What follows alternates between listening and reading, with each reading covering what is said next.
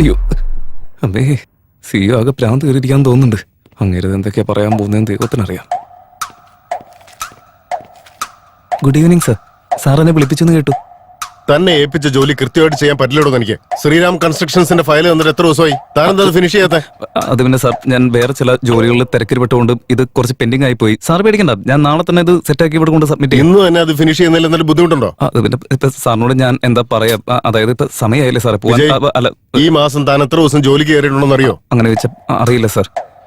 8-ാം തീയതി ആയപ്പോ 1, 2 സാർ ഏകദേശം ഒരു 10-12 ദിവസം ഞാൻ ജോലി ചെയ്ത് കാണും. ഈ ഫയൽ ഇന്ന് തന്നെ റെഡി ആയില്ല എന്നുണ്ടെങ്കിൽ ഇന്നത്തെയും കൂടെ ചേർത്ത് തന്റെ സാലറി കേട്ടോ. അയ്യോ എന്റെ പൊന്ന് സാർ, എന്നെ വയറ്റ് തെറിക്കില്ല സാറേ. ഞാൻ ഈ ജോലി വെച്ചിട്ട് ജീവിച്ചു പോകുന്നത്. ഞാൻ ഇത് ഇന്ന് തന്നെ ചെയ്ത് തീർക്കാം. എന്റെ ഉള്ളിൽ എന്താണോ എന്റെ ID കാർഡ് എവിടെ? സാർ, ഈ വോട്ടർ ID ഞാൻ വീട്ടിലെ പേഴ്സണോടെ മറന്നു വെച്ചിട്ട് വന്നത്. കമ്പനി ID കാർഡിന്റെ കാര്യം ചോദിച്ചേ? അയ്യോ എന്റെ പൊന്ന് സാറേ, ഞാൻ വീട്ടിൽ നിന്ന് വന്നപ്പോ ഇത് കറക്റ്റ് ആയിട്ട് ഇട്ടതാ. ആത്മാർത്ഥതയോടെ വേഗം ഓടി വന്നപ്പോ ചിലപ്പോ റോട്ടിൽ വീണ് പോയതായിരിക്കും. കമ്പനി ID കാർഡ് പോലും സൂക്ഷിക്കാൻ എനിക്ക് അറിയില്ല. താൻ പിന്നെ എങ്ങനെയാണോ ഈ ഫയലൊക്കെ നോക്കുന്നത്? ഇന്ന് തന്നെ ഈ ഫയൽ എനിക്ക് റെഡിയാക്കി കിട്ടണം. Out. Sir file sir, if you don't mind എനിക്ക് ഇന്ന് തന്നെ വേണമെന്നാ പറഞ്ഞത്. ഔട്ട്.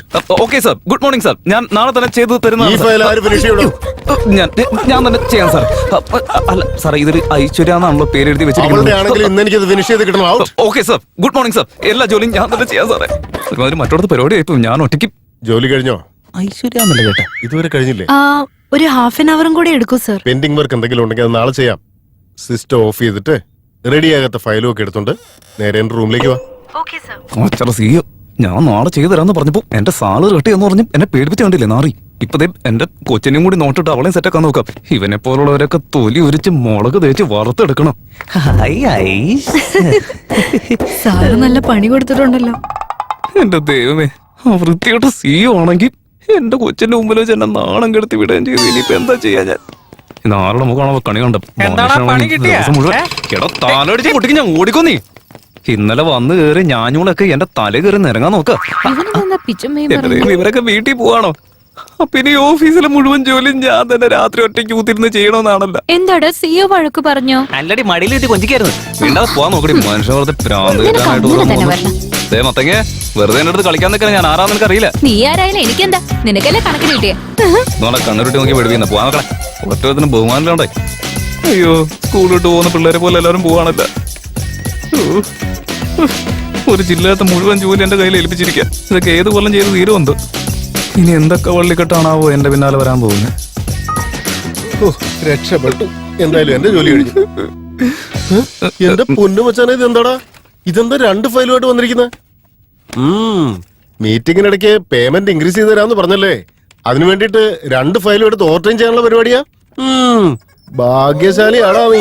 എനിക്കറിയാത്തൊരു സത്യം ഞാൻ പറയട്ടെ. ഞാൻ ഇവിടുന്ന് എഴുന്നേറ്റ് നിന്റെ മൂക്കടിച്ച് പരത്ത് ഞാൻ പിന്നെ എന്റെ വീട്ടുകാർക്ക് പോയി മനസ്സിലാവില്ല. ഒന്നും മിണ്ടാതിരിക്കട്ടെ. മനുഷ്യൻ വെറുതെ പ്രാന്ത് കേട്ടില്ലേ?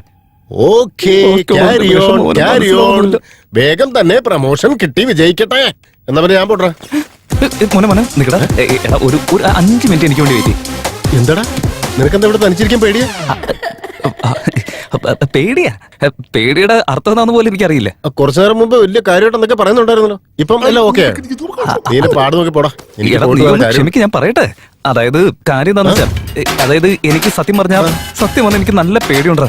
ഞാൻ ഈ ചെറുപ്പത്തിൽ ഒറ്റയ്ക്ക് ഇരിക്കുന്ന സമയത്തെ പേടിച്ചിട്ട് എന്റെ മൂത്രം വരെ പോറുണ്ട്. പാവം എന്റെ അമ്മ എന്നെ ചീത്ത പറഞ്ഞിട്ട് സ്നേഹം കൊണ്ട് അതൊക്കെ അമ്മ തന്നെ ക്ലീൻ ചെയ്യടാ. നിന്റെ ഈ കഥയൊന്നും കേട്ടോണ്ട് നിൽക്കാൻ എനിക്ക് സമയമില്ല. ഇപ്പൊ തന്നെ നേരം വൈകി. ഇതിൽ കൂടുതൽ എനിക്ക് ഇവിടെ നിൽക്കാൻ പറ്റില്ല. തന്നെയല്ല, എന്റെ വീട്ടില് എനിക്ക് വേണ്ടപ്പെട്ട ഒരാൾ എനിക്ക് വേണ്ടി വെയിറ്റ് ചെയ്യുന്നുണ്ട്. എന്നാ ഞാൻ പോയിട്ട് വരട്ടെ. എടാ നിക്കട പോലെ ഞാൻ നിന്റെ കാല് വീഴാൻ പോലും തയ്യാറാടാ. ഇനി നീ വീട്ടിൽ പോകുന്ന കാര്യം എന്നോട് പറയരുത്, പറഞ്ഞേക്കാം. നീ എവിടെ ഇരുന്നേ ഇരിക്കി, ഞാൻ പറയട്ടെ. അല്ല പിന്നെ എന്തൊരു കഷ്ടം നോക്കി. നീ എന്ത് പറഞ്ഞാലും ഞാൻ ചെയ്യാം. പക്ഷെ വീട്ടിൽ പോകാന്ന് പറയരുത്, ഞാൻ പെണം കേട്ടോ. ഇടാ, നീ എന്നെക്കാളും വലിയ പേടിത്തോണ്ടാണോടാ? പോരാത്തിന് പേടിയില്ലാന്ന് ശരിക്കും അഭിനയിക്കുകയാണല്ലേ? അതൊക്കെ ഇപ്പൊ പറയേണ്ട കാര്യം എന്താ? ഞാനാണെങ്കിൽ എന്റെ വായിലെ നാക്കും വെച്ച് ഇവിടെ ഉള്ളവരൊക്കെ ഒന്ന് പറഞ്ഞ് പേടിപ്പിച്ച് സകല ജോലി അവരെ കൊണ്ട് ചെയ്യിപ്പിച്ച് ജീവിച്ചു പോകാന്ന് വിചാരിച്ചു. എന്നെ കൊണ്ട് ചെയ്യിപ്പിക്കുന്ന കണ്ടില്ല അങ്ങേര്. നിന്നെ പോലെ ഊളയുടെ കാല് വരെ വീണ്ട അവസ്ഥ എനിക്ക് വരുത്തിയില്ലടാ. കണ്ടോ അവസാനം നിന്റെ തനിതരം പുറത്തു വരുന്ന കേട്ടോ. അത് അല്ല ജി, ഞാൻ ഈ പെട്ടെന്ന് പറഞ്ഞു പോയപ്പോ സത്യം പറഞ്ഞു പോയതാ. ശരി, എന്താ ചെയ്യാനുള്ളതെന്ന് വെച്ചാ ചെയ്. ഇവിടുത്തെ എല്ലാ പണിയും ചെയ്തിട്ട് അവസാനം ട്രാഫിക്കിൽ പെട്ട് വീട്ടിൽ ചെല്ലുമ്പോഴേക്കും നേരം വെളുക്കൂടാ. ഒന്ന് ആലോചിച്ച് നീ ഇപ്പൊ പേടിക്കാൻ വേണ്ട. Just wait and see. Just half an അവറിൽ എന്റെ ജോലി മൊത്തം ഞാൻ തീർക്കോടാ. Half an അവറോ? നീ ആദ്യം 5 മിനിറ്റ് എന്നല്ലേ പറഞ്ഞേ? പിന്നെ 10 മിനിറ്റ് എന്ന് പറഞ്ഞു. ഇപ്പൊ ഹാഫ് ആൻ അവർ വേണോ അല്ലേ? നിന്റെ വർത്താനം കേട്ടോണ്ട് നീ എനിക്ക് കൊണ്ടിരിക്കാൻ പറ്റില്ല മോനെ, ഞാൻ പോവാ. നിക്ക് ഞാൻ ഒന്ന് പറയട്ടടാ. 10 മിനിറ്റ് മതിയെന്നേ, ഇതൊക്കെ തീർക്കാൻ ഞാൻ പുലിയല്ലേ. എടാ നമ്മൾ പോകുന്ന വഴിക്ക് നിനക്ക് ഈ മുളക് ബജി ഭയങ്കര ഇഷ്ടമല്ല, ഞാൻ വാങ്ങിത്തരാടാ. ഓ, കാര്യം കാണാൻ വേണ്ടിയല്ലേ? നേരത്തെ എന്നെ കുറിച്ച് അങ്ങനൊന്നും അല്ല പറഞ്ഞത്. ഡാ, ആദ്യം ചെയ്യാനുള്ള എന്താന്ന് വെച്ചാൽ ചെയ്യടാ, വേഗം തീർക്കണം. എന്താണ് നോക്കുന്നത്? എന്ത് നോക്കിക്കൊണ്ടിരിക്കണം? ചെയ്യണം. എന്റെ ജോലി കഴിഞ്ഞാൽ എനിക്ക് വീട്ടിൽ പോകാൻ പറ്റില്ല. ഏത് നേരത്താണോ നിന്നെയൊക്കെ? നീ ഒരുത്തൻ കാരണം എന്റെ ടൈം കൂടെ പോവാ. എന്താടാ ഓട്ടം കണ്ടിട്ട് നോക്കുന്നത്? വേഗം ചെയ്ത് തീർക്കടാ.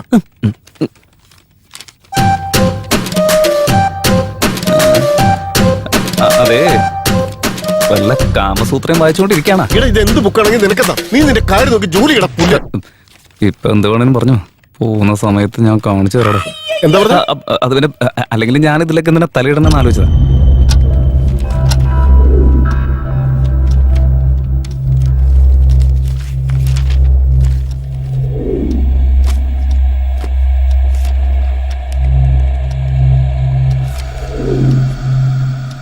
പാർത്ഥസാരഥി, കൊറേ നേരമായിട്ട് ആ ബുക്കിൽ തന്നെ നോക്കിയിരിക്കുകയാണല്ലോ. ഇത്ര കാര്യമായിട്ടെന്താ വായിക്കുന്നത്? എടാ ഊളെ, ഇതൊന്നും നിനക്ക് പറഞ്ഞാൽ മനസ്സിലാവില്ല. അത്ര വലിയ കാര്യം എന്താ? ഓ, പാർത്ഥസാരഥി, നീ ജ്യോതിഷമൊക്കെ വായിക്കാറുണ്ടോ? എടാ ജോലി തീർക്കണം. എടാ, എന്നാലും നീ ചെയ്യുന്നത് ശരിയാണോടാ? നീ ചെയ്യുന്ന ജോലിക്കും ഇപ്പൊ ഈ വായിക്കുന്ന പുസ്തകം തമ്മില് എന്തെങ്കിലുമൊക്കെ ഒരു ബന്ധം ഉണ്ടോടാ? അല്ല, ഈ കാലഘട്ടത്തിൽ നീ ഇതൊക്കെ വിശ്വസിച്ച് നടക്ക? നോക്കൂ വിജയ്, ചില കാര്യങ്ങൾ നമുക്ക് വിശ്വസിക്കാതിരിക്കാൻ പറ്റില്ലടാ. അതേപോലെ ചില കാര്യങ്ങൾ നമ്മൾ ഉറപ്പായും പഠിക്കാൻ വേണം. ഇവനെപ്പോലൊരു മരമുണ്ട്. നമ്മളിപ്പോ ഒരു ഫോറിൻ കമ്പനിയിലല്ലേ ജോലി ചെയ്യുന്നത്, പക്ഷെ നമ്മൾ ജീവിക്കുന്നത് ഭാരതത്തിൽ, ഐ മീൻ ഇന്ത്യയില്. അങ്ങനെയുള്ള ഇവിടെ ജാതി, മതം, ഗോത്രം, ആചാരം, അനുഷ്ഠാനങ്ങൾ, രീതികൾ, വിശ്വാസങ്ങൾ ഇതൊക്കെ നമ്മൾ വളരെ കാലങ്ങളായിട്ട് പിന്തുടർന്നു വരുന്നതല്ലേ. ഇതിന്റെയൊക്കെ അടിസ്ഥാനത്തിലല്ലടാ നമ്മുടെ ജീവൻ തന്നെ മുന്നോട്ട് പോകുന്നത്. ഞാനിതിനൊരു ഉദാഹരണം പറയട്ടെ. നമ്മുടെ ഇന്ത്യൻസ് എത്രയോ പേര് കഴുത്തില് യന്ത്രങ്ങൾ, കയ്യില് ഈ ഏലസ് പോലുള്ളതൊക്കെ കിട്ടാറില്ലേ? നീ ശരിക്കും ഒന്ന് ഒബ്സർവ് ചെയ്ത് നോക്ക്. അത് മാത്രമല്ല, നമ്മുടെ സോഫ്റ്റ്വെയർ കമ്പനി എംപ്ലോയീസ് എല്ലാം രാവിലെ എഴുന്നേറ്റ ഉടനെ TV ഓൺ ചെയ്ത് അതിലെ ജ്യോതിഷ ഫലവും രാശി ഫലവും ഒക്കെ കേട്ട് കഴിഞ്ഞിട്ടല്ലേടാ ഓഫീസിലേക്ക് തന്നെ വരുന്നത്. കൊറേ നേരം അത് നിർത്തറ. ഈ ജ്യോതിഷവും പൂജയുടെ കാര്യം എന്റെ അടുത്ത് പറയാൻ നിൽക്കരുത്. പാവം ജനങ്ങളെയും പറ്റിച്ച് അവരുടെ കയ്യിൽ നിന്ന് പൈസ ഉണ്ടാക്കി ജീവിച്ചുകൊണ്ടിരിക്കല്ലേ. എന്തിനാ നമ്മളെയൊക്കെ ഭരിക്കുന്ന രാഷ്ട്രീയക്കാരില്ലടാ, അവർക്ക് ഇതിൽ വിശ്വസിക്കുന്നു പറയുമ്പോൾ സഹിക്കാൻ പറ്റാത്ത. അതും കൂടെ ചില ചാനലുകാരില്ലേ, അവരിത് ടെലികാസ്റ്റ് ചെയ്യാ. പാവം ജനങ്ങൾ ഇതൊക്കെ കണ്ട് വിശ്വസിക്കാണ്ട് വേറെന്ത് ചെയ്യാന്? നീ ഇങ്ങനെ വളവളാന്ന് സംസാരിച്ചോണ്ടിരിക്കാൻ നിന്റെ ജോലി ആദ്യം തീർക്കാൻ ഒന്ന് ക്ഷമിക്കടാ, അതേ തീരാറായി. ഇപ്പൊ ശരിക്ക് തരാം.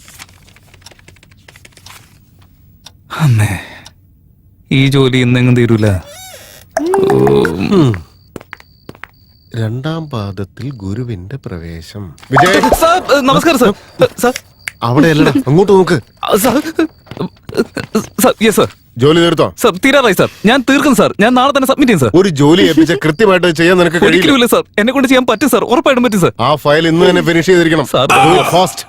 ആയിക്കോട്ടെ സാറേ, ഇന്ന് തന്നെ എല്ലാ ജോലിയും ഞാൻ തീർക്കും. രാത്രി ഉറങ്ങിയില്ലെങ്കിലും കുഴപ്പമില്ല, സകല ജോലി ഞാൻ ചെയ്തിരിക്കും. സാർ വേണമെങ്കിൽ ഇന്ന് രാത്രി മുഴുവൻ എന്നെ ഇവിടെ നോക്കി നിൽക്ക്. ഞാനിവിടെ സാർ. എനിക്ക് വയ്യ, മെന്റലായെന്ന് തോന്നുന്നു. ഇവന് ഭ്രാന്തായി.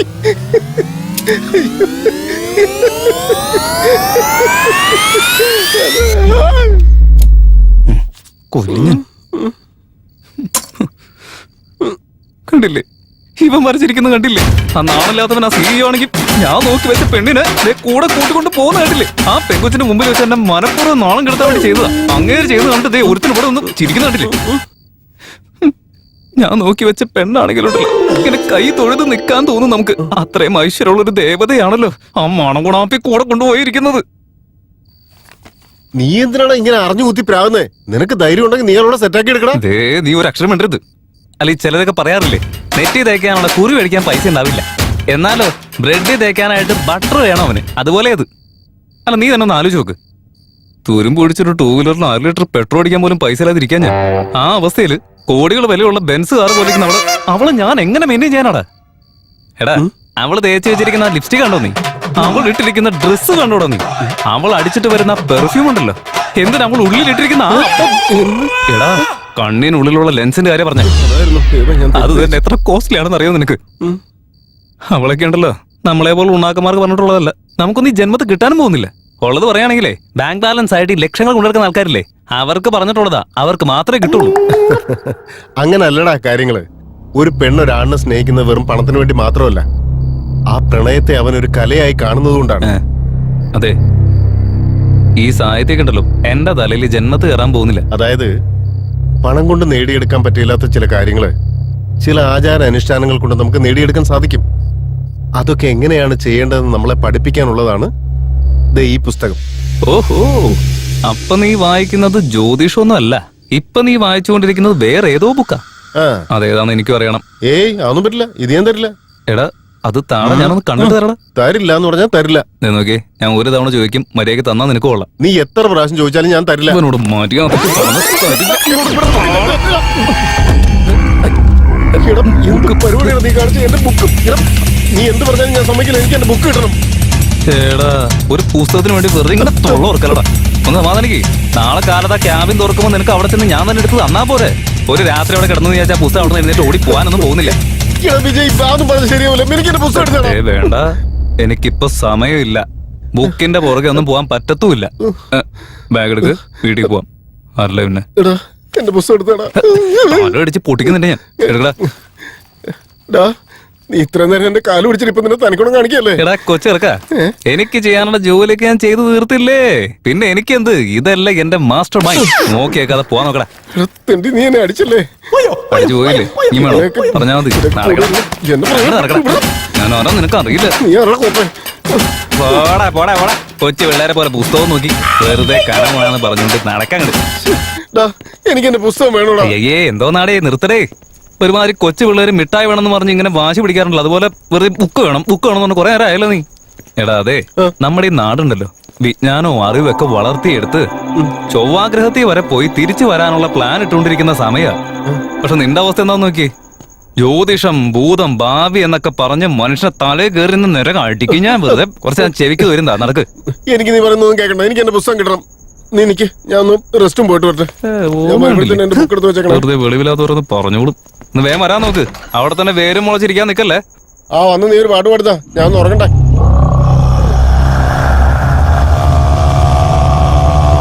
എന്തെങ്ങനെ ഒരു ശബ്ദം. പറസാരതി കഴിഞ്ഞ ഒന്ന് വേഗം ഇറങ്ങി വാടാ, വീട്ടിൽ പോണ്ടേ.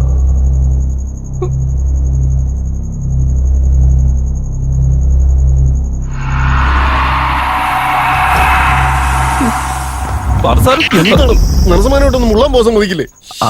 അത് പിന്നെ എനിക്കും ഇങ്ങനെ വയറിനൊരു സുഖമില്ലാണ്ടും അത് ഒരു മിനിറ്റ് ഞാൻ പോരാ. അയ്യോ, ഇത്രയും നേരം നിന്റെ കാര്യത്തിന് എന്നെ കൂടെ നിർത്തിയിട്ട് നിന്റെ തനിക്കുണം കാണിച്ചല്ലടാ. കാണിച്ചു തരടാ ഞാൻ ആരാണെന്ന്.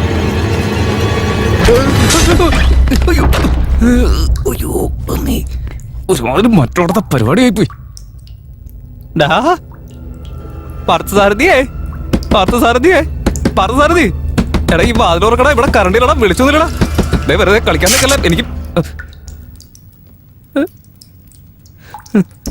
ഭാഗ്യം കറണ്ട് വൃത്തിയിട്ടവനെ ഞാൻ പുറത്തിറങ്ങി വന്നാണ്ടല്ലോ. പാതിരാത്രി വെറുതെ കുട്ടികളെ കാണിക്കാൻ നിൽക്കല്ലേ. അടിച്ച് കൊല്ലുന്നുണ്ട് ഞാൻ. എനിക്കറിയാവുന്ന കാര്യമല്ലേ, ഈ ഓഫീസിൽ കറണ്ട് പോയ അപ്പൊ തന്നെ ജനറേറ്റർ പേടിച്ച് തുറിത്ത് എന്നെ പോലെ ഒരു നാണം കിട്ടും വെറുതെ ആണുങ്ങളെ പറയിക്കാനായിട്ട്. താമസം എന്തേ വരുവാൻ പ്രാണസഖി.